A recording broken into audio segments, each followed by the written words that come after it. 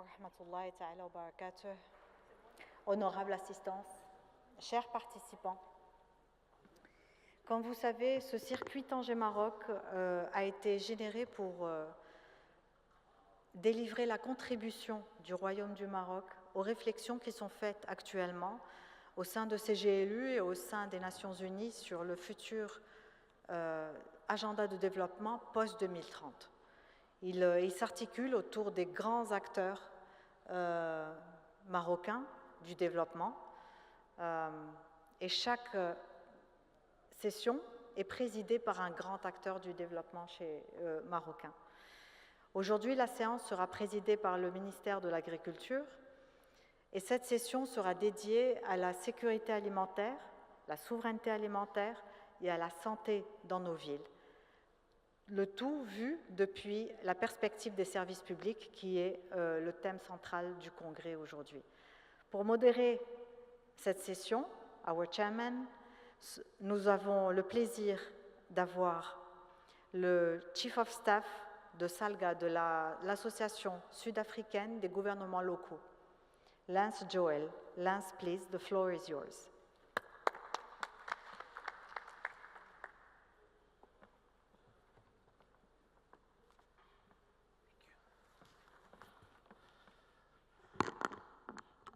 Well, thank you very much, Firdaus, and I am excited to be given this opportunity to do a very simple task of moderating this session, which will comprise of two components. The first is a focus on food security and health in cities. The second component is innovation and sustainable cities of the Global South.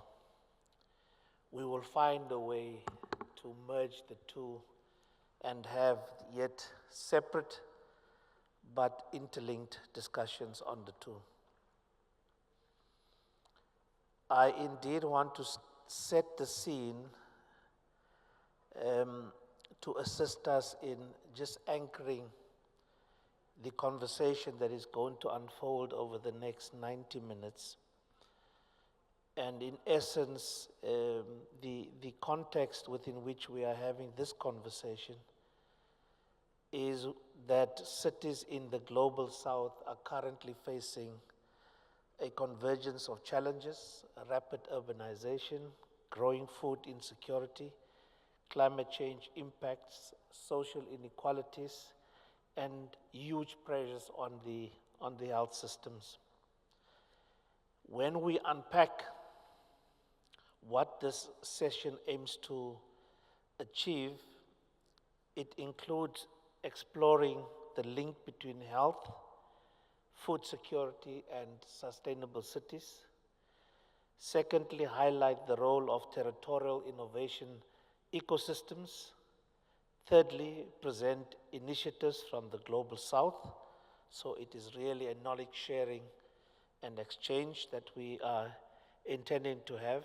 Fourthly, is to promote the role of economic actors in urban sustainability. And then lastly, contribute to reflections on the post-2030 agenda.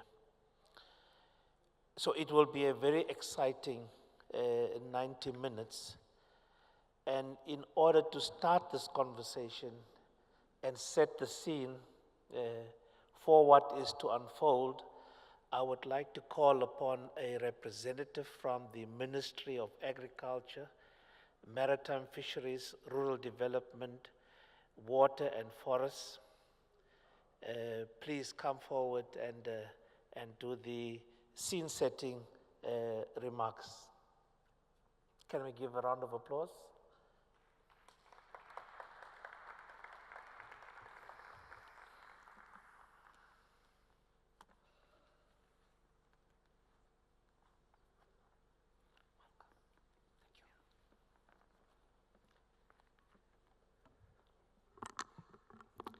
Merci, Monsieur le Président, Madame le Gouverneur, Monsieur le Gouverneur, Madame et Messieurs les élus locaux, distingués représentants du gouvernement et des organisations internationales, chers collègues du monde entier.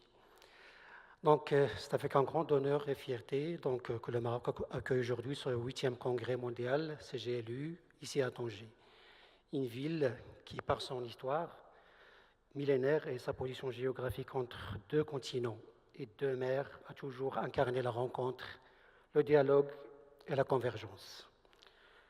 Donc, au nom du ministère de l'Agriculture, Développement rural et des Eaux-Forêts, je veux commencer par une réalité que nous connaissons tous aujourd'hui, surtout dans les pays du Sud mondial. Donc, la sécurité alimentaire urbaine ne se résout pas uniquement dans les champs, pas uniquement dans les hôpitaux et pas uniquement dans les salles de planification urbaine. Il ne pourra être résolu qu'à travers notre capacité collective et notre intelligence collective, donc à dépasser les silos institutionnels, à connecter le monde rural et le monde urbain, la production agricole et la consommation, la nutrition et la santé publique, mais aussi l'innovation et la tradition. Donc c'est précisément ce défi que le Maroc a choisi d'affronter avec lucidité sur ce qui reste à construire, avec la conviction que le chemin parcouru offre des enseignements utiles pour nos partenaires du Sud mondial.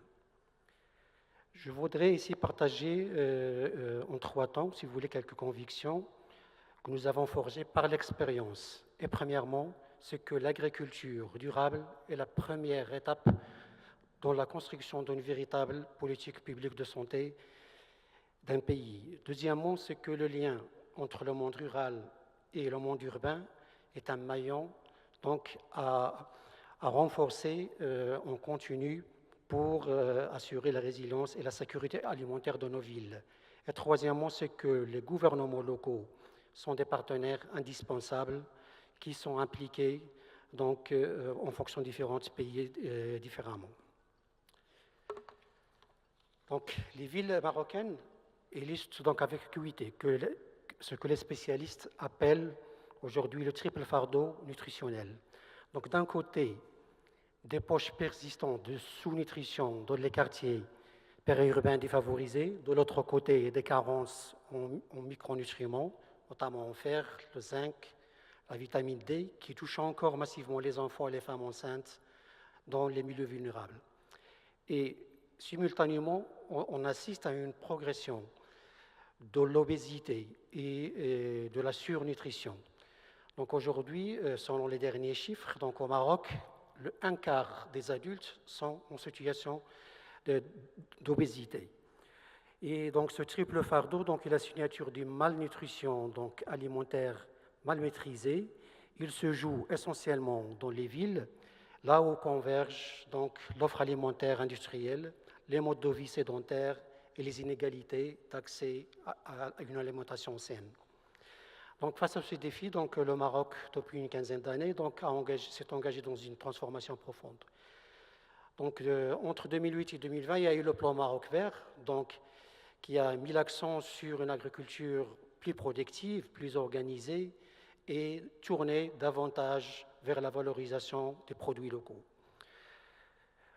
Plus de 2 millions d'agricultures ont été encadrées, des centaines de filières structurées, des produits terroirs labellisés et reconnus à l'international. Donc l'huile d'argan, le safran de Talimine, l'huile d'olive de Meknes, les figues de Bni Mellal, etc. Donc tous ces des produits aujourd'hui reconnus à l'international et ils se connectent désormais au marché urbain, mais aussi au marché de l'export. Et dans le cadre de la stratégie Génération Green, lancée depuis 2020, le Maroc a adopté un autre tournant décisif. C'est la première fois qu'au cœur d'une stratégie agricole, la production n'est pas le pilier fondamental. C'est beaucoup plus l'élément humain qui est au cœur de cette stratégie. Ce sont donc les femmes et les hommes qui produisent, qui transforment, mais aussi qui consomment, qui sont au cœur de cette équation. Cette bascule, si vous voulez, ce changement de paradigme n'est pas sémantique. Il traduit une conviction profonde. Donc, une agriculture durable n'est possible que s'il est porté par des communautés rurales dignes, organisées et qui vivent en bonne santé. Je vais ici donc m'arrêter sur un acteur dans notre politique publique, longtemps sous-estimé, c'est beaucoup plus la femme rurale marocaine. Donc ce sont les coopératives féminines de l'argan, du safran, de l'huile d'olive, des plantes aromatiques et médicinales qui alimentent aujourd'hui les marchés d'exportation et les grandes surfaces marocaines. Ce sont ces femmes qui maintiennent et qui transmettent, si vous voulez, le savoir-faire traditionnel, nutritionnel, les recettes à base de légumineuses, les huiles végétales non raffinées, les céréales anciennes et les préparations fermentées. Ce que aujourd'hui les nutritionnistes donc recommandent pour une alimentation saine. Investir donc dans les femmes rurales, c'est investir dans la santé alimentaire des villes. La génération green, c'est aussi la valorisation des filières à haute valeur nutritionnelle, donc les légumineuses, les fruits et légumes, les produits laitiers locaux et le développement des labels et certifications qui permettent aux consommateurs urbains de faire des choix alimentaires éclairés, connectés à une production locale saine et traçable. Donc, quand une coopérative d'argan de la région de Souss-Messavan, par exemple, son huile dans un supermarché à Casablanca ou à Tanger, ce n'est pas uniquement une transaction commerciale, c'est un acte de politique alimentaire et sanitaire. Troisième point, c'est que c'est le rôle des villes et des gouvernements locaux.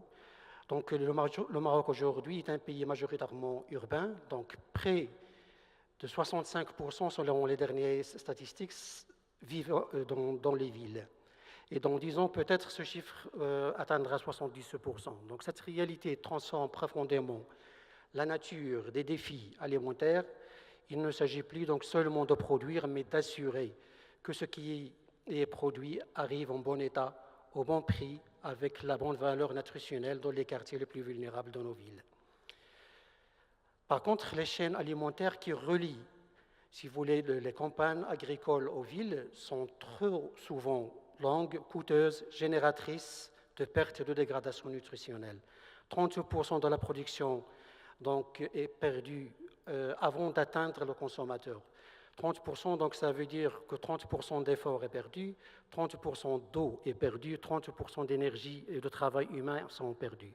Et c'est une hémorragie que nous ne pouvons plus permettre. En réponse, donc, la stratégie Plan Maroc vers la stratégie GG, donc, on réagit en mettant en place des agropoles qui sont des espaces agro-industriels, donc à Meknès, dans le Lekous, dans Barkane, Agadir, le Tadla.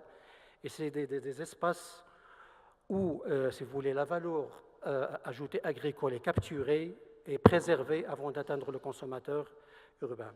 Aussi, il y avait un effort important de l'État de rénovation des soukoupes hebdomadaires, et je cite un chiffre, plus de 1200 marchés hebdomadaires ont été rénovés dans le cadre de l'INDH, et peut-être le chiffre est beaucoup plus grand parce que je n'ai pas le chiffre actualisé.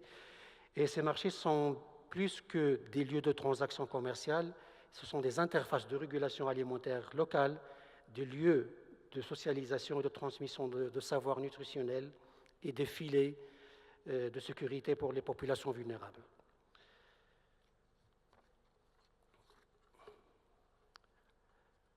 Les gouvernements locaux sont des partenaires indispensables que nous devons mieux associer. Donc, c'est le troisième point auquel, dans mon intervention, je veux en parler. Donc, l'implication, si vous voulez, des villes, elle est indispensable pour assurer une déclinaison territoriale et locale des stratégies alimentaires et nutritionnelles.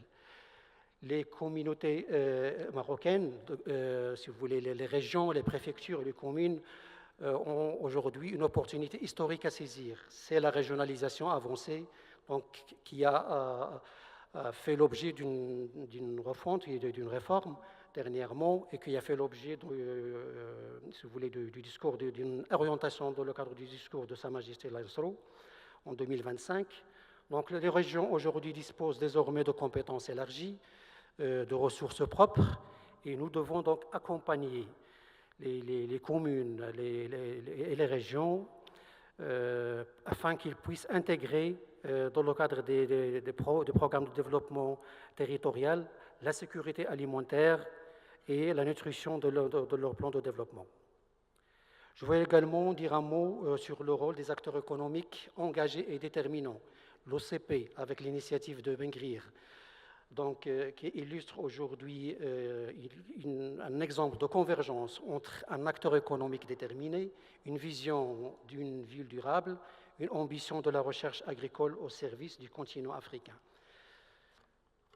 Cet exemple que nous saluons, et si vous voulez, cette expérience, ou si vous voulez, ce modèle d'excellence est à dupliquer sur les autres territoires nationaux.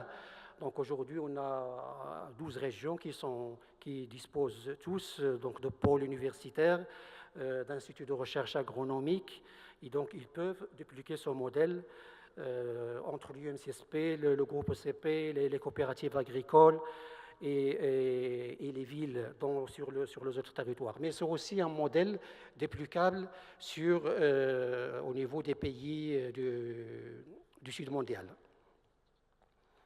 Et c'est dans cet esprit que le Maroc s'est engagé également dans le cadre de ces initiatives de coopération Sud-Sud. Donc on appelle l'exemple de l'initiative AAA, adaptation de l'agriculture africaine, donc que le Maroc a porté lors de la COP 2020 de Marrakech en 2016.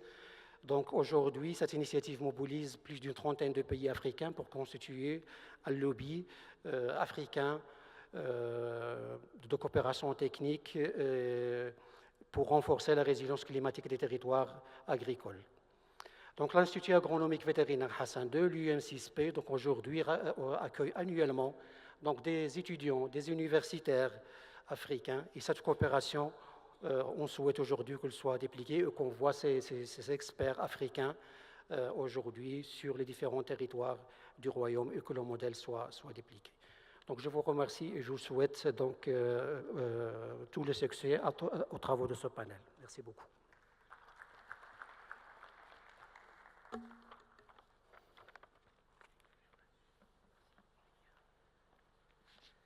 Let's give him another round of applause.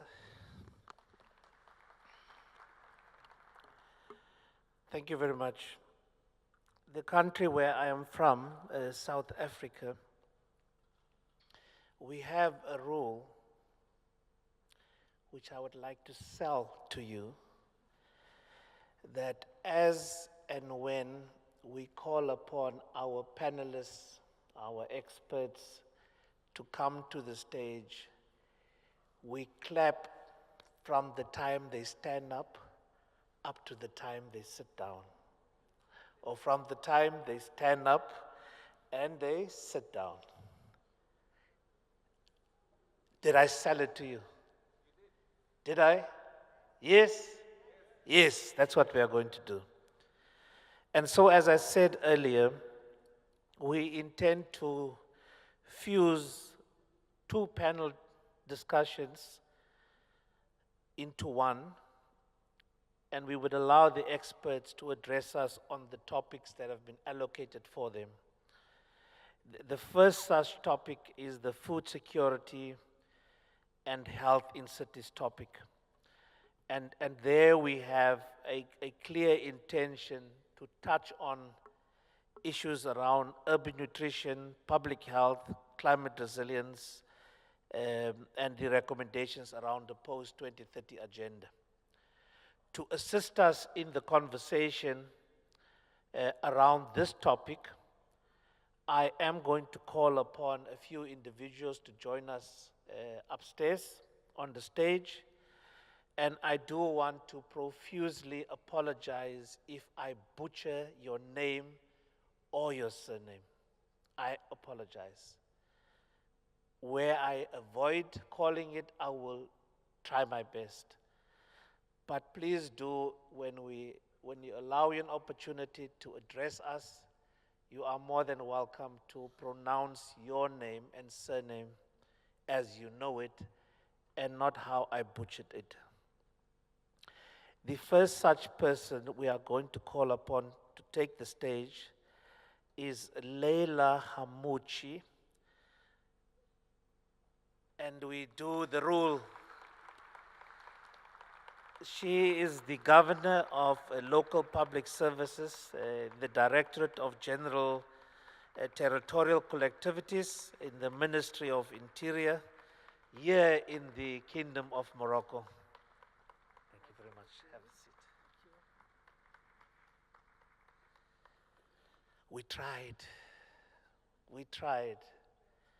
I am sure as the next one comes, we will do better. The next one is Nakita Aboya. She is the lead. There we go.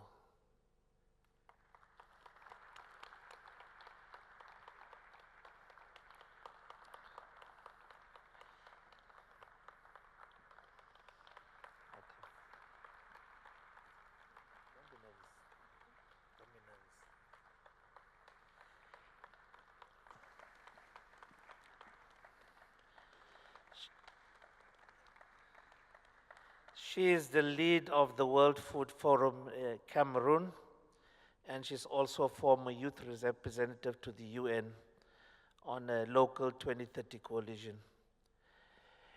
At the time of checking, at the start of the proceedings, we did not have the mayor of Guapi in Colombia here yet. If the mayor is here, not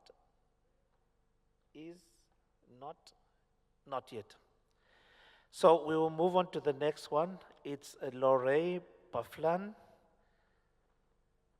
If I butchered you again, oh.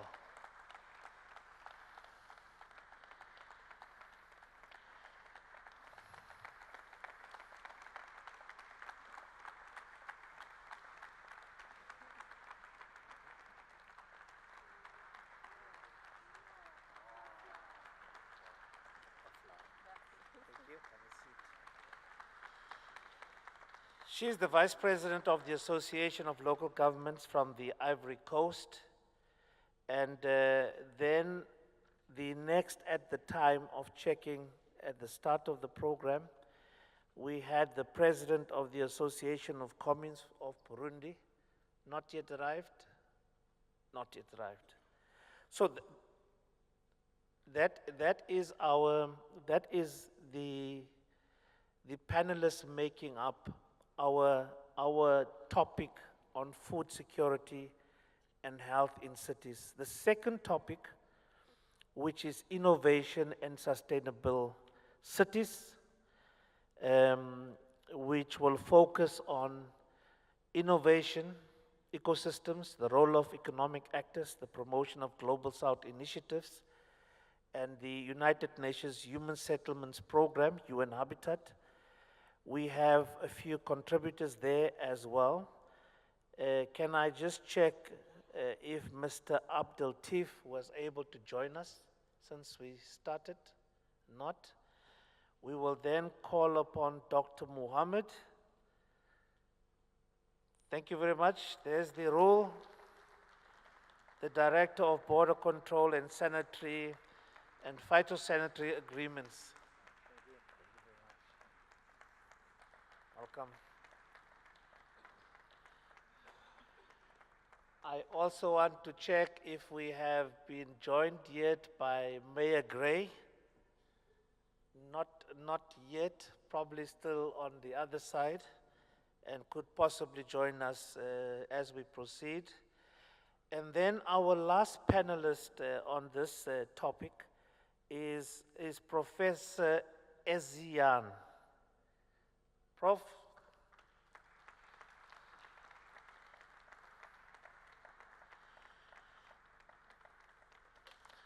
He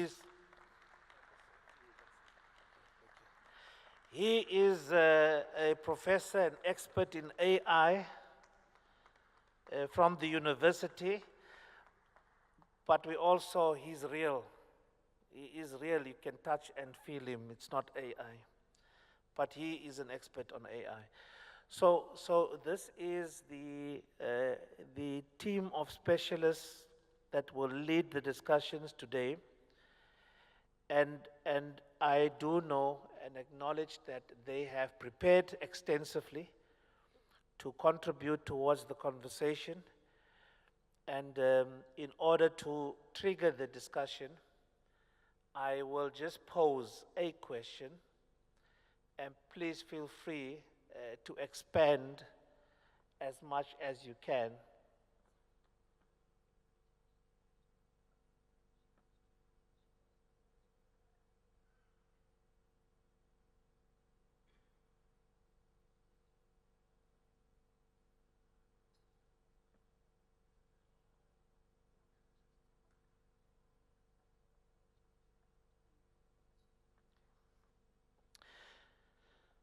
That was a sidebar, an instruction. So please do feel free to expand and as you respond to the question. We have allocated about 5 minutes, on average 5 minutes, but we are flexible. I am quite happy to stay here until 10 p.m. if you keep us here until 10 p.m. So we are in your hands. And I'm going to start with the governor in asking a question, and please feel free, Governor, to expand as much as you would want. And we are keen on hearing what type, with this focus on food security and health, particularly in cities, what type of approaches have you introduced from your end? Over to you.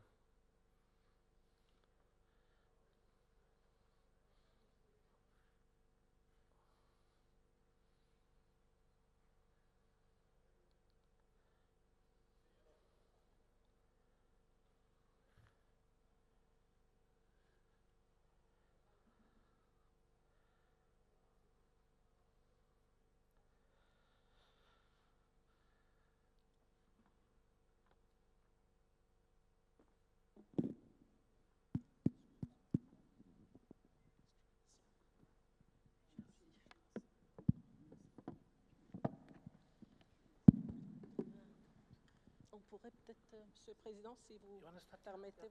Écho. Merci beaucoup. Merci. Bonjour à toutes et à tous. Très honorée et ravie de pouvoir participer à ce panel autour de la question de la santé alimentaire, et de la sécurité alimentaire et de la santé dans nos villes.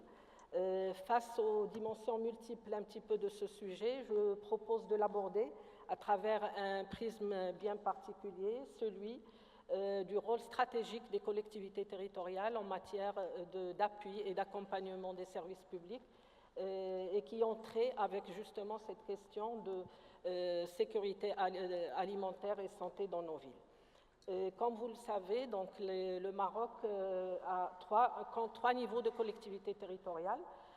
D'abord les régions, qui constituent le niveau stratégique avec le rôle de prééminence, un rôle de développement économique en matière de développement en général et d'aménagement du territoire.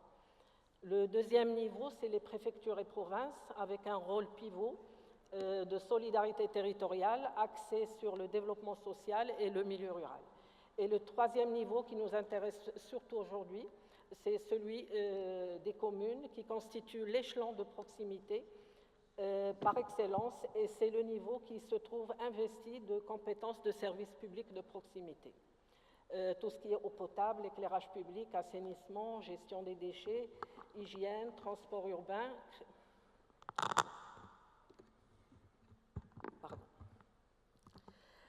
Création et gestion des équipements publics, les marchés de gros, les abattoirs, les marchés hebdomadaires qu'on appelle les souks au niveau national. Et ce sont justement ces services publics de proximité qui constituent la première ligne de défense des citoyens face aux risques sanitaires.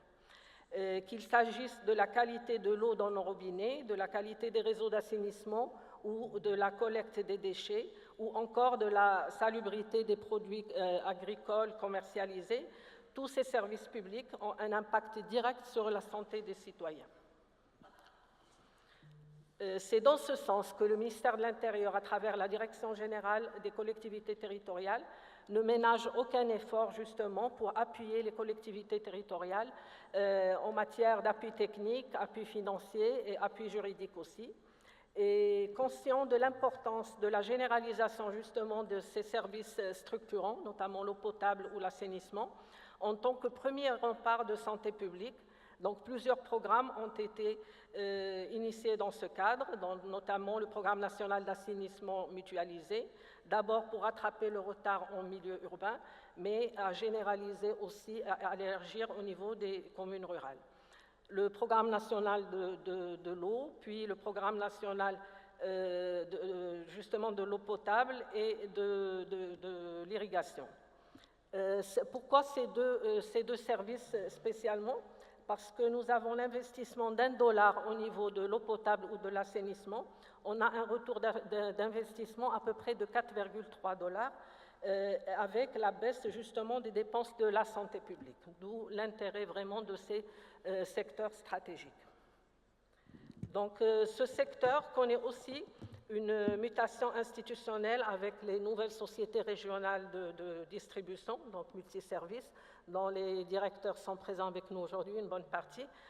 Cette nouvelle approche que le ministère a adoptée justement permettra une équité territoriale au niveau des régions avec la généralisation de ces services de distribution au niveau de l'ensemble des régions.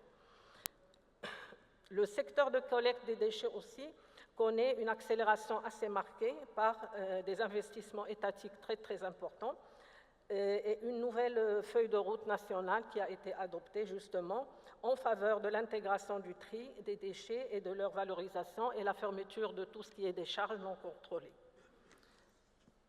La refonte du transport urbain aussi au Maroc se base sur une transition vers une mobilité propre répondant à un double impératif.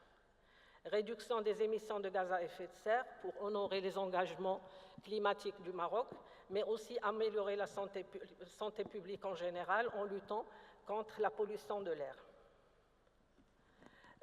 Cette refonte vise à favoriser le transport de masse aux dépens bien sûr de la voiture particulière. Donc nous avons pas mal de projets au niveau national, de lignes de tramway, de lignes de bus à haut niveau de service et d'autres projets structurants dans ce cadre.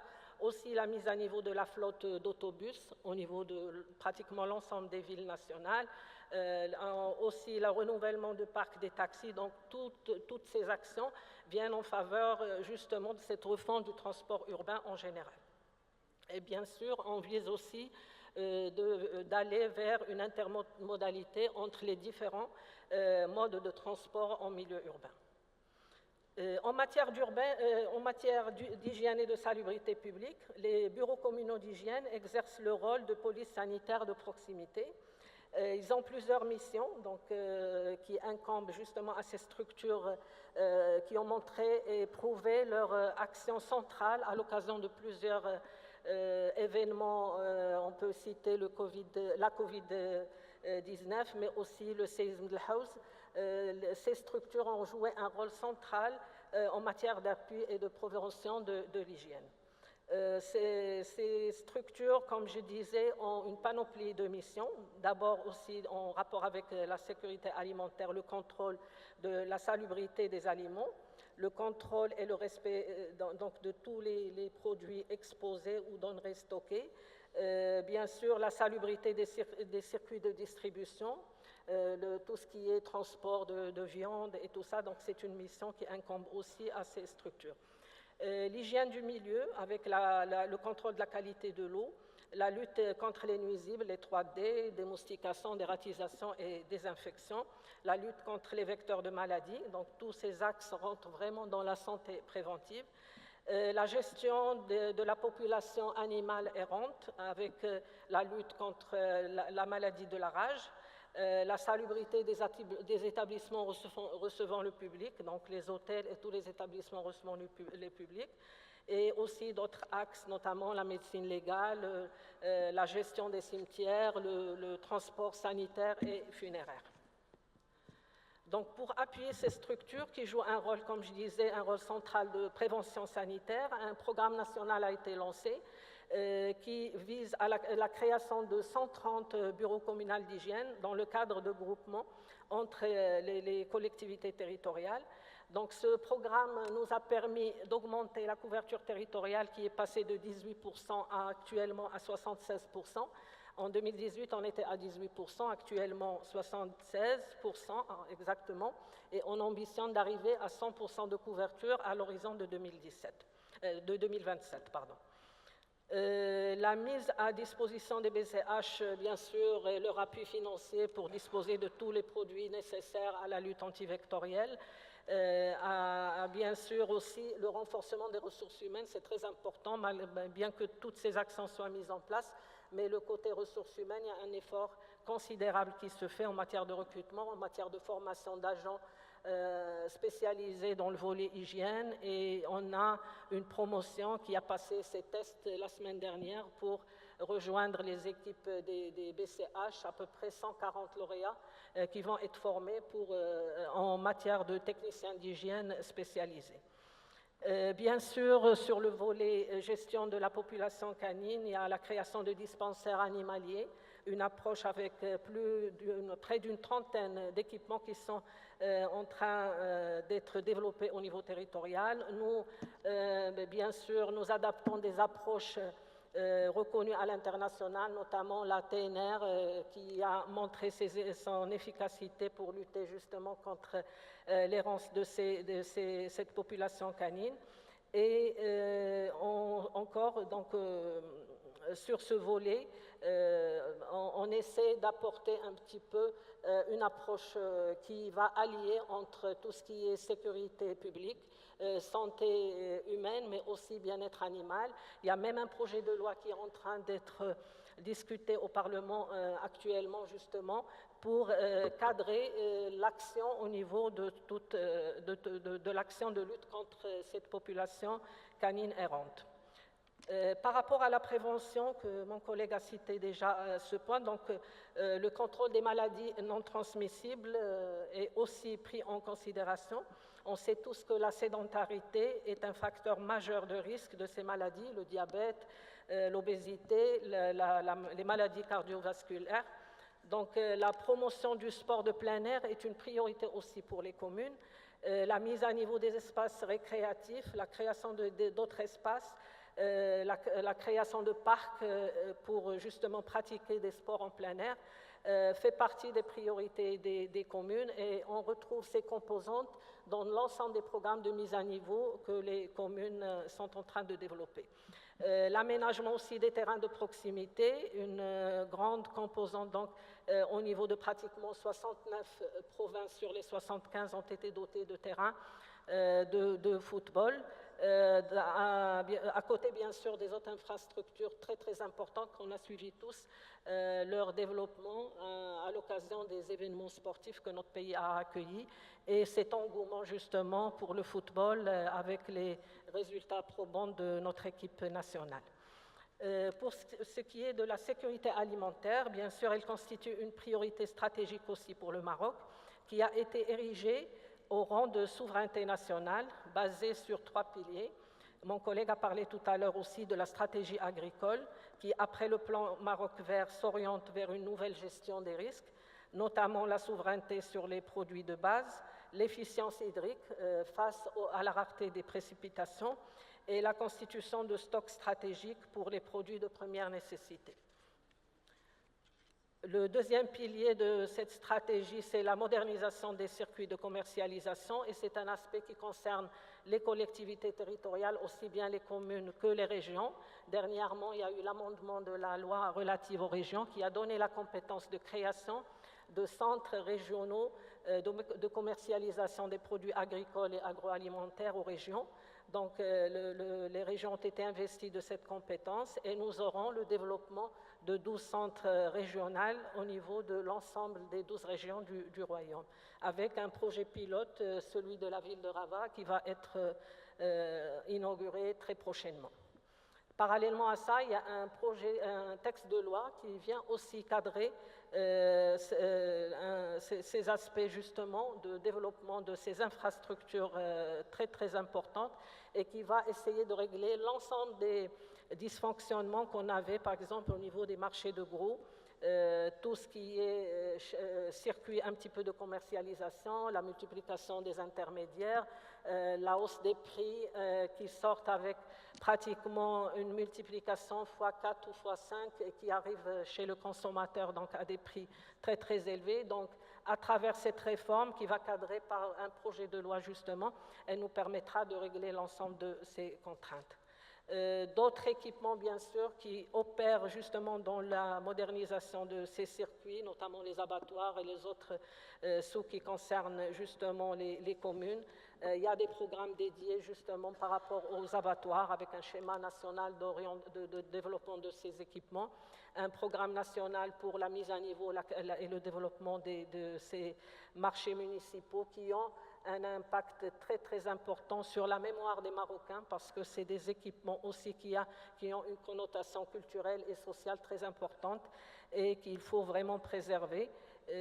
Voilà, donc je pense qu'on a fait un petit peu le tour compte tenu de la contrainte du temps et on reste à dire que la réalisation de ces actions reste vraiment tributaire d'une bonne gouvernance de ces équipements publics et de l'introduction aussi de certaines nouveautés, notamment la digitalisation qui peut cadrer et régler pas mal de dysfonctionnements qui étaient déjà au niveau de ces services ou ces équipements. Voilà, merci pour votre attention.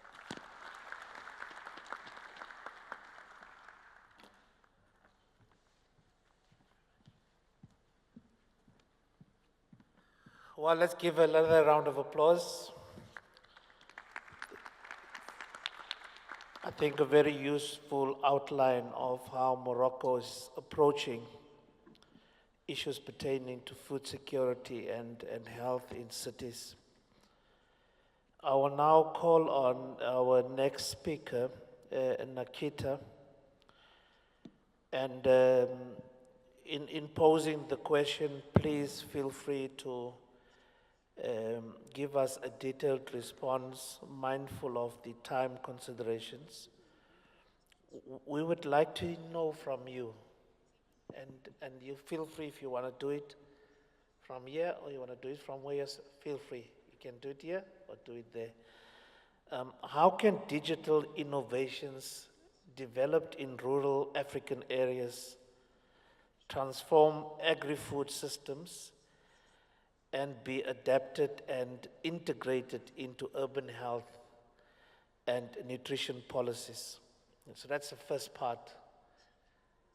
Second part is, what are some of the governance mechanisms at the local level that can bridge the rural and the urban worlds within the framework of the post-2030 agenda? Over to you. Thank you very much for this very important question. So, first of all, good morning, Morocco. Bonjour à vous. J'espère que vous allez bien. Étant donné que le Cameroun, donc mon pays, est un pays bilingue, je vais commencer en anglais et je vais terminer en français. So, to start, I would like to precise that I am not a politician. So I will not sweet talk you. I will not come here and read speeches that you want to hear. I will tell you the facts. We mentioned 3 points here. I'm not a politician, I'm an economist. So yeah, just to clarify. There are 3 points in the question. Food security, health. There were food security, health, and nutrition. And of course, the digital innovation in rural African countries that can be scaled up. It's important we understand first the entry point. We are talking today of the new urban agenda and urban food system. It's important that we firstly understand the entry points in order to link it all. In one of our studies that is actually published on the FAO website, we identify 5 entry points, which are urban markets, urban and peri-urban agriculture, urban and peri-urban forestry, public food procurement, and food loss and waste. And if we only take the last point, food loss and waste, we know that it affects the environment, that in turn affects public health, because in the concept of One Health, for instance, we know we have animal health, human health, environmental health, plant health that are all interlinked. Now, concretely, what are those innovations? So now I will switch to French. Alors, dans notre programme du Forum alimentaire mondial au Cameroun, dans la branche jeunes, précisément, il y a une innovation qui a été créée par un de nos jeunes de moins de 30 ans, qui a été aussi promu en Côte d'Ivoire, par exemple, du fait de son succès. Et c'était quoi? Il s'agissait de lier les petits producteurs aux acheteurs, parce que dans la plupart du cas, souvent les petits producteurs, ils n'ont même pas accès aux différentes technologies, parce que qui dit technologie dit appareil technologique. Mais si ce petit producteur utilise encore sa petite agriculture pour nourrir sa famille, bien sûr, il n'a pas accès à cette technologie-là. Mais cette innovation consistait donc à connecter ces petits producteurs à ces grands acheteurs pour qu'ils puissent vendre leurs produits. Et on a observé que dans ce contexte-là, il y a eu du succès. Donc, quand les petits producteurs avaient de la visibilité dans des grands marchés, ils avaient bien sûr plus d'acheteurs et en tour, ils avaient un revenu plus élevé et ils pouvaient s'occuper de leur famille et il y avait toute cette chaîne-là. Donc, ça, c'est une innovation claire qui a eu du succès. Mais maintenant, il y a des barrières à l'entrée. Et là, je vais parler vraiment dans le contexte jeune. Par exemple, on a fait des consultations jeunes avec la coalition 2030, donc vu qu'on parle de l'agenda post-2030. Et ces consultations étaient au niveau global pour comprendre exactement quelles sont les problématiques et quelles sont les recommandations que les jeunes proposent face à cela. Donc, on l'a fait pour la COP 30 au Brésil, pour la finance du développement à Séville et même à Bakou, déjà en Azerbaïdjan. Et il y avait un point qui revenait encore et encore. Ce point-là était le manque de support institutionnel.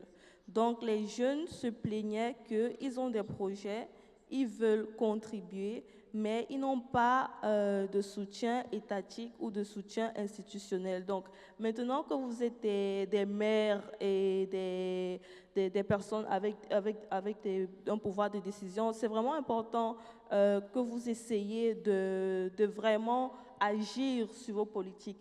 C'est vrai que lorsqu'on fait des élections, bien sûr, on donne des discours pour gagner des élections, c'est normal. Si moi aussi je faisais des élections, j'allais donner des discours pour gagner les élections.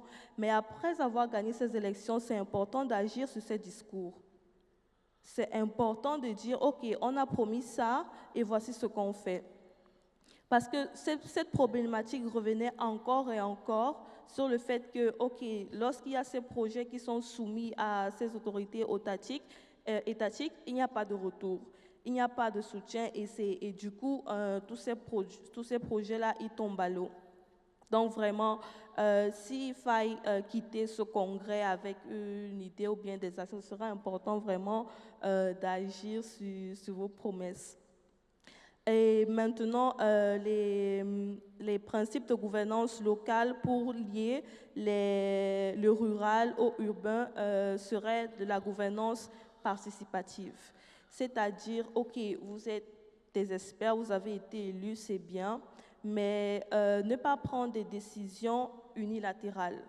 Vu que vous servez des populations, c'est important d'aller vers les populations, comprendre ce que les populations veulent et intégrer ça dans vos systèmes avec ces populations-là. Et dans ce cadre-là, il pourrait donc avoir cette participation bilatérale qui permettrait une gouvernance plus inclusive et voilà. Donc, des points que je pourrais mentionner ici, c'est vraiment déjà l'inclusion, donc grâce à ces consultations pour gouvernance participative que vous faites avec les communautés, mais aussi des actions qui sont basées sur ces recommandations-là, pour qu'il n'y ait pas ce sentiment de délaissement que les communautés ont vers certains leaders politiques, donc les maires, ce sentiment de délaissement-là, mais qui est gérable. Et comment est-ce qu'il se gère? Par ces communications bilatérales à chaque fois pour s'assurer qu'on travaille ensemble et que vous travaillez avec les populations que vous servez au final. Donc, c'est ça que je pouvais mentionner pour un début. Merci beaucoup. Well, thank you very much. Let's give a round of applause.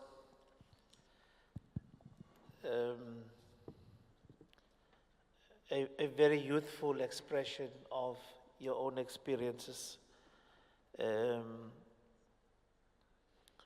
hopefully, as we move on, we would be a bit more solution-driven through some recommendations that we could consider taking forward as we are sharing experiences.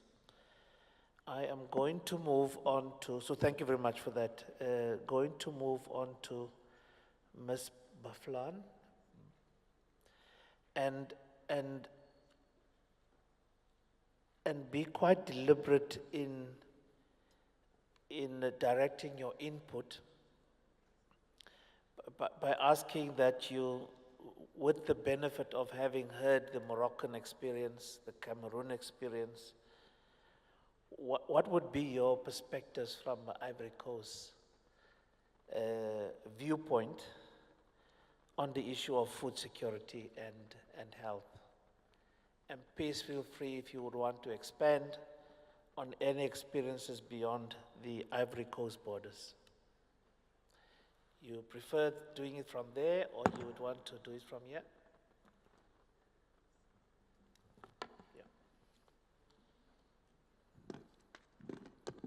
Merci. C'est bas flanc.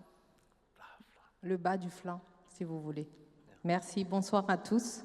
Je vois que vous vous endormez. Je suis Laure Baflan d'Envahi.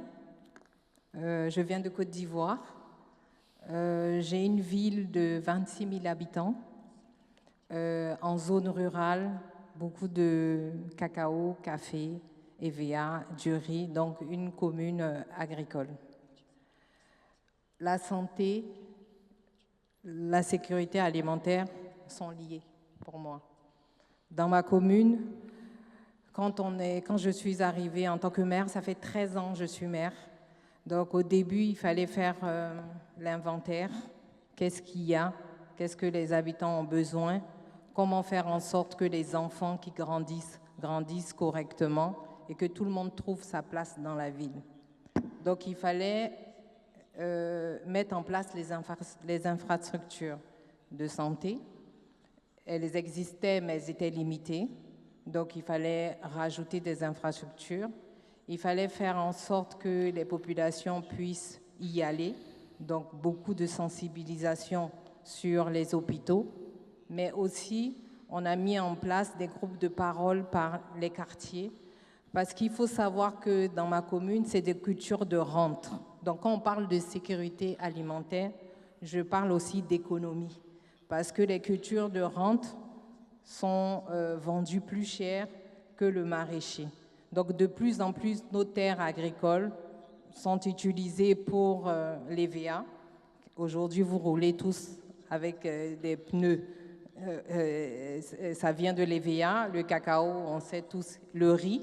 Donc il fallait trouver des alternatives, mettre en place des cantines. À la cantine, qu'est-ce qu'il fallait faire pour que les enfants puissent manger dans les écoles, mais aussi pour que nos planteurs puissent aussi changer de culture pour qu'on puisse trouver localement de quoi se nourrir. Donc nous avons signé une convention avec les différentes ONG pour mettre en place l'agroforesterie. Ça veut dire faire en sorte que les paysans puissent faire 2 cultures dans une seule parcelle, des cultures intermédiaires. Quand ils ont de l'EVA, ils peuvent faire aussi d'autres cultures maraîchères pour qu'on puisse nourrir les enfants de nos cantines. Donc on a fait en sorte que les infrastructures soient là, mais aussi que toute la population participe aussi à l'assainissement, parce que la santé, la sécurité, si on n'a pas un cadre de vie sain, nous ne pouvons pas en fait grandir et manger correctement. Donc, il faut savoir que mon budget par habitant fait 228 €. Donc avec 228 €, quand vous n'avez pas beaucoup d'argent, vous avez des idées. Donc on fait en sorte de faire participer la population. On a mis en place des comités de quartier de salubrité. Nous mettons en place la sensibilisation. Nous faisons en sorte que les habitants prennent partie dans la gestion de la commune, car toute seule la commune ne peut pas arriver à ses objectifs. Donc aujourd'hui, la sécurité alimentaire, tout le monde dit oui, il faut faire la sécurité alimentaire. Mais si le paysan qui est dans ma commune ne peut pas mettre ses enfants à l'école, ne peut pas payer son loyer, la sécurité alimentaire, ils ne pourront pas y répondre. Si l'enfant que je mets à l'école n'est pas dans un bon cadre, les ordures ne sont pas ramassées, ils n'ont pas d'avenir dans ma commune puisque, arrivés à un certain niveau, ils sont obligés de quitter la commune pour aller dans une plus grande commune pour continuer leurs écoles. Donc je pense que sécurité alimentaire, infrastructure, agriculture, c'est aussi une politique intégrée. Remettre l'humain au centre des politiques de nos villes et faire en sorte que demain, ils puissent tout y trouver. Ça veut dire peut-être penser aujourd'hui, nous allons mettre un projet en place sur les champs dans la ville. Essayer de faire en sorte que dans nos écoles, on puisse cultiver le riz, les tomates, le gombo pour que les cantines soient autosuffisantes. Voilà ce que j'avais envie de vous partager cet après-midi. Je vous remercie. Well, thank you very much. I thought that was a very practical reflection of a practitioner within a particular local setting, giving us the day-to-day reflections of issues pertaining to food security and related to that, health. On this topic, we still have Dr. Muhammad. The list says that you're on panel 2, but in fact you're on panel 1. And I do want to, as you come forward to make your input from the perspective of border control,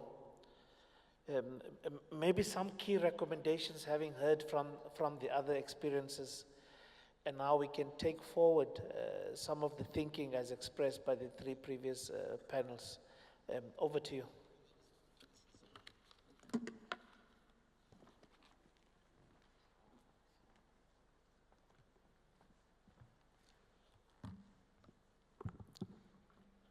Bonjour, Monsieur Louali, Messieurs les gouverneurs, Mesdames et Messieurs toujours présents avec nous. Donc, je vais essayer d'exposer un petit peu au sujet de la santé, de la sécurité des aliments, de la sécurité alimentaire et de la résilience des territoires. Et je vais commencer par une histoire qui démontre un peu l'importance de tout ce qui est santé animale, végétale et contrôle des produits alimentaires. Donc, en 1850, un champignon qui s'appelle le mildiou de la pomme de terre, que tous les agriculteurs maraîchers connaissent maintenant, il a ravagé toutes les cultures de pommes de terre de l'Irlande. Conséquence, la plus grande famine du nord de l'Europe. 1 million de morts et 1,5 million de personnes qui ont été obligées à migrer essentiellement vers les États-Unis. Je raconte ça pour dire que les maladies animales, les maladies des végétaux, les maladies de l'être humain peuvent impacter fortement la santé, le commerce, la nutrition et les mouvements migratoires des êtres humains. Il y a un contexte de transition urbaine, climatique et sanitaire très important dans le monde, et la sécurité alimentaire ne peut pas être abordée uniquement sous l'angle de la production agricole, mais ça devrait être on va dire une fonction territoriale importante qui allie production agricole, santé publique, contrôle des intrants, gouvernance locale, innovation, contrôle sanitaire et phytosanitaire, résilience climatique et confiance des citoyens. Pour nous, à l'ONSA, qui est l'autorité, c'est l'Office national de la sécurité sanitaire des produits alimentaires, nous considérons que la sécurité sanitaire des aliments est un socle invisible, mais déterminant pour les villes durables. Une ville ne peut pas être inclusive, résiliente ou durable si elle n'est pas capable de garantir à chaque citoyen un accès régulier à de l'eau, à des aliments sûrs, contrôlés, traçables et conformes aux exigences sanitaires. L'ONSA évolue avec la commune, avec les communes. La sécurité sanitaire des aliments est un ouvrage d'ensemble de l'autorité sanitaire et des communes urbaines et locales. L'ONSA s'occupe du contrôle des produits alimentaires et des intrants agricoles, que sont les produits phytopharmaceutiques, les semences, les médicaments vétérinaires, les fertilisants. Elle assure aussi la protection du patrimoine animal et végétal sur le plan sanitaire et phytosanitaire. Elle autorise sur le plan sanitaire les établissements agroalimentaires et elle assure aussi le contrôle sanitaire et phytosanitaire aux frontières, aussi bien à l'importation qu'à l'exportation. Les communes ont un rôle déterminant dans la mise en place d'une infrastructure sanitaire importante qui est le préalable à la mise sur le marché de produits sains. Madame le gouverneur l'a rappelé, la commune gère l'eau, gère l'énergie, gère l'assainissement, gère la lutte contre les animaux errants, gère aussi la lutte antivectorielle, le contrôle sanitaire des points de vente et des établissements de restauration, la gestion des déchets. Elle participe seule ou avec le privé à la mise en place d'abattoirs, de halles aux poissons, de marchés de gros et de détail, mais aussi de marchés de bestiaux. Donc c'est une infrastructure sanitaire qui est le préalable pour que les exploitants du secteur alimentaire qui vont venir travailler dans un environnement qui est sain pour mettre sur le marché des produits alimentaires qui soient sains aussi. Notre intervention à l'ONSA se situe à la source, en amont, au milieu de la chaîne alimentaire, mais aussi un petit peu en aval de la chaîne alimentaire avec les commissions locales mixtes et les communes et les autorités locales. En amont, il y a 3 piliers. Il y a les intrants agricoles, c'est très important. La maîtrise des intrants agricoles dans tout ce qui est semences, de tout ce qui est pesticides ou appelés actuellement les produits phytopharmaceutiques, de tout ce qui est fertilisant et support de culture, des aliments pour animaux. Et un deuxième pilier, je l'ai déjà dit, c'est la santé animale et végétale, c'est les vaccinations des animaux, c'est la lutte contre les organismes nuisibles des végétaux, c'est aussi l'identification et la traçabilité, que ce soit des exploitations, des animaux, etc. Et c'est les contrôles à l'importation. Au milieu de la chaîne alimentaire, c'est essentiellement les autorisations des établissements ou des exploitants du secteur alimentaire.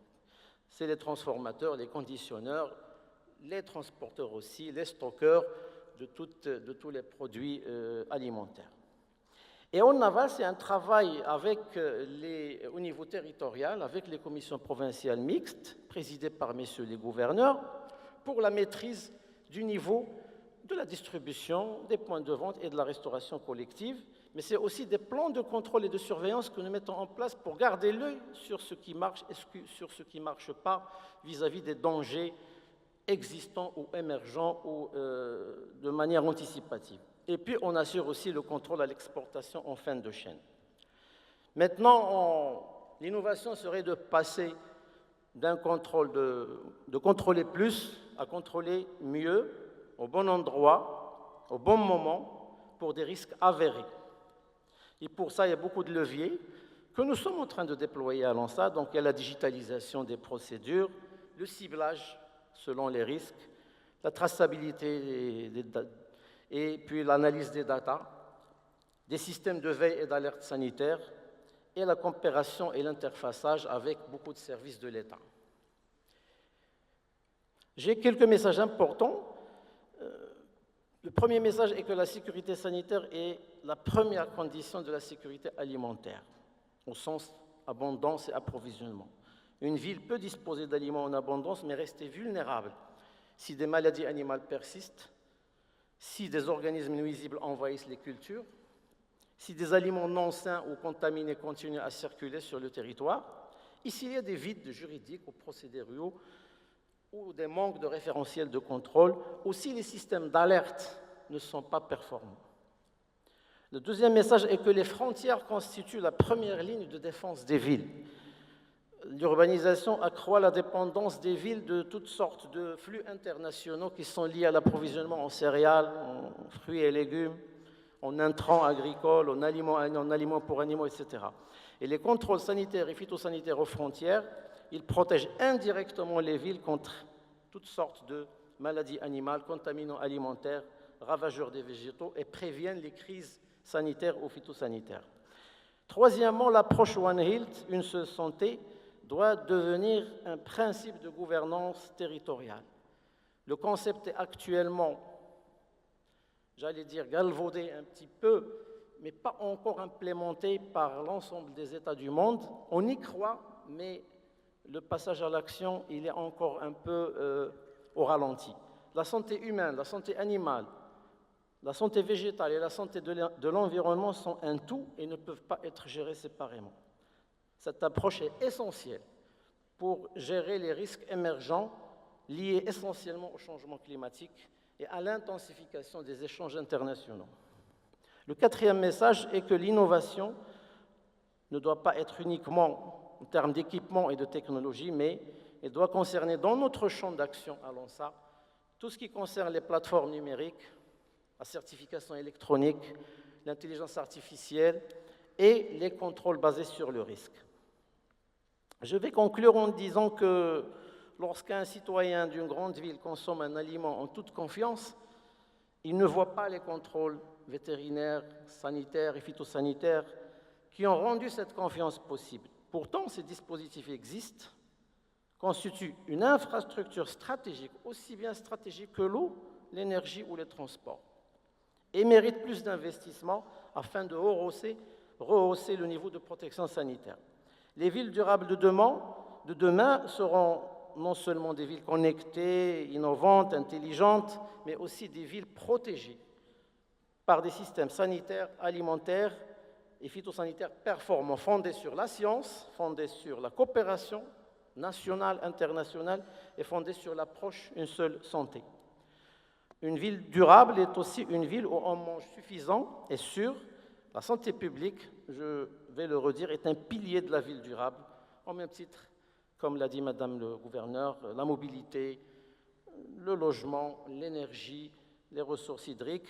On ne peut pas construire une ville durable sans système alimentaire sûr, résilient, gouverné par la sécurité alimentaire et la sécurité des aliments ensemble. Je vous remercie pour votre attention.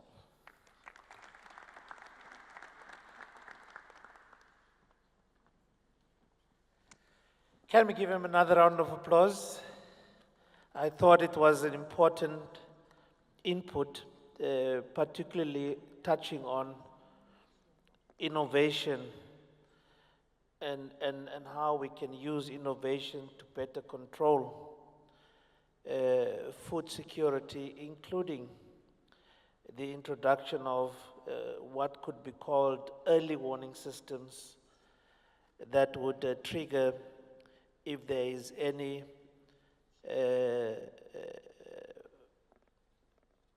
issue that may emerge that is threatening to food security. So Prof, you are the last one to make your contribution. However, you have the benefit of having heard from the governor, reflecting on what is being done from a Morocco perspective to introduce a regulatory framework, including legislation that would regulate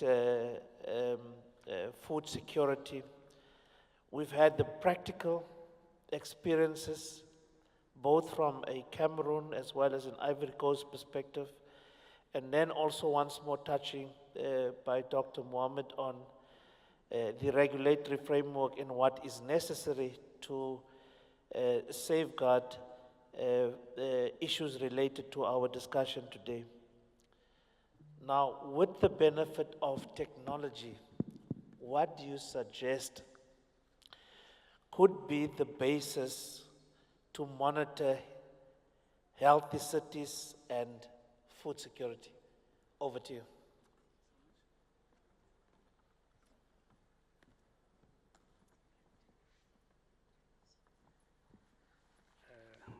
Thank you so much there. I really appreciate your moderation of this session.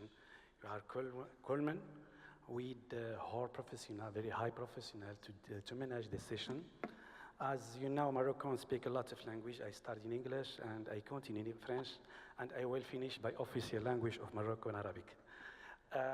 As I see in your eyes the love that you give to our country, Morocco, I see on the flyer the main heritage and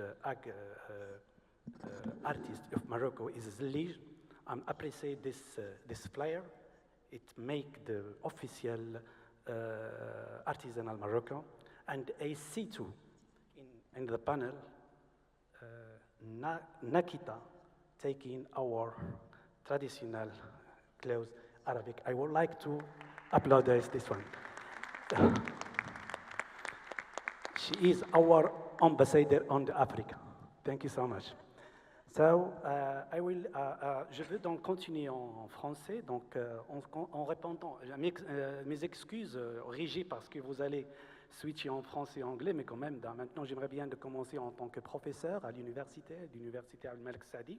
Je suis très content d'être avec vous aujourd'hui dans ce panel d'excellence. Et j'aimerais bien de vous donner brièvement avec comment on dit, avec une snapshot, c'est-à-dire juste des choses qui m'intéressent dans le domaine, surtout dans le domaine de la sécurité alimentaire, et quels sont les liens avec les nouvelles technologies. Quand on parle des nouvelles technologies actuellement, on ne parle plus tout simplement ce qui existait depuis des années, mais on parle d'un nouveau système qui s'impose, c'est l'intelligence artificielle, et également avec les technologies associées. Quand on parle de l'intelligence artificielle aujourd'hui, ce n'est pas juste quelque chose qu'on parle, mais il devient une nécessité qui revient d'abord qu'on doit la prendre en considération dans tous les secteurs, et plus particulièrement dans le cas de la sécurité alimentaire et bien sûr d'autres domaines. Quand on parle de sécurité alimentaire, donc il est lié à un ensemble de défis. Certainement, on parle d'abord de changement climatique et on parle de rareté de l'eau. On parle également de ravageurs, comme vous avez signalé, monsieur le gouverneur. Il y a également le problème géopolitique qui s'impose également dans le cadre de transport et ainsi de suite. Cela veut dire comme quoi il y a une nécessité d'analyser des énormes données, ou bien une quantité d'informations très très énormes qui sont dispersées, qui ne sont pas homogènes. La question qui se pose, comment peut-on tirer profit de ces données pour donner d'abord des décisions et aider bien sûr les décideurs pour pouvoir bien sûr prendre les décisions en temps réel et s'adapter avec la situation. Cela veut dire comme quoi, si jamais je parle des problèmes majeurs dans le cadre de la sécurité alimentaire, plus particulièrement quand on parle d'abord de changement climatique. Changement climatique, c'est-à-dire comment on peut s'adapter pour que notre production soit toujours efficace et soit toujours, bien sûr, à la hauteur. Cela veut dire comme quoi il y a déjà des plantes ou bien certaines productions qui se disparaissent, et il y en a d'autres qui vont apparaissent, bien sûr selon la nature du climat et selon la nature du sol qui change non s'arrête. Cela veut dire comme quoi que nous avons besoin de faire l'analyse en temps réel de toutes ces données, et là où l'intelligence artificielle s'intervient avec l'interopérabilité, l'intégration de l'ensemble des ressources des données qui intègrent, qui fait le traitement de ces données. Donc j'aimerais bien de parler d'abord de notre expérience en tant que professeur, et je suis le coordinateur d'un master de l'intelligence artificielle et data science. Nous avons des produits vraiment qui peuvent aboutir à l'échelle internationale, et comment peut-on les faire, faire travailler sur le terrain. Cela veut dire comme quoi que les solutions qu'on développe, ils peuvent être tout simplement aussi la base de faire d'abord des solutions capables de donner aux décideurs des décisions pertinentes, surtout au niveau des maladies, les ravageurs, comme il est déjà signalé. Si jamais nous avons des maladies ravageurs, comment peut-on faire la prédiction pour les contrôler? On peut bien sûr faire la prédiction de la rareté, le contrôle de la rareté de l'eau, cela bien nécessite d'abord des interventions de très très haut niveau, surtout à l'échelle du monde arabe et bien sûr certains pays d'Afrique. Le problème fondamental, c'est l'eau qui reste indispensable pour la sécurité alimentaire. La sécurité alimentaire, ce n'est pas juste le sanitaire, mais également c'est la production et la durabilité. Donc, quand on parle de la durabilité, cela nécessite qu'on doit faire d'abord une interprétation de toutes les données et tous les systèmes dans un instant. Et pour ce faire, on doit avoir des systèmes très pertinents, des systèmes qui se basent d'abord sur des modèles de l'intelligence artificielle. Et pour ça, et j'aimerais bien de terminer en arabe. Ce contrôle de représentants de ministres d'Agriculture et les gouvernements et certains responsables. Donc j'aimerais bien de dire en arabe, et j'aimerais bien d'abord de passer à la langue arabe, parce que هذه تهمنا جميعا وهي ما يسمى بالسيادة الرقمية لأن السيادة الغذائية تعتمد أولا وبدون شك بأن تكون لدينا سيادة رقمية، وهذه السيادة الرقمية تنطلق من الآن. كيف ممكن أن تكون لدينا طبيعة الحال هذه المعلومات وهذه الخزانات التي تستعمل وتطور من أجل تطوير الذكاء الاصطناعي، كيف ممكن أن تكون قادرة على حفاظ على المملكة، حفاظ طبيعة الحال مقومات هذه الدول. وأنا أتكلم عن المملكة المغربية. طبيعة الحال تكون لدينا سيادة بتعاون تكون لدينا سيادة بتعاون مع الدول الإفريقية وأيضا الدول العربية، ولما لا طبيعة الحال مع دول العالم، ولكن بسيادتنا، لأن الذكاء الاصطناعي حاليا بدأ لدينا ليس فقط كمساعد، ولكن أصلا فهو خطر يهدد أيضا هذه المنظومة إن لم نتنبأ له من الآن، وتكون لدينا منظومة مستقلة تعتمد على تطوير الحلول خاصة بالمغرب وبالمغاربة، وأيضا تكون هناك ما يسمى طبيعة الحال لا سيكوريتي أو لا سيبر سيكوريتي هذه المعلومات، حتى نؤمن طبيعة الحال ما يسمى بالأمن الرقمي، لأنه مستقبلا يعتمد على الأمن الغذائي. وشكرا.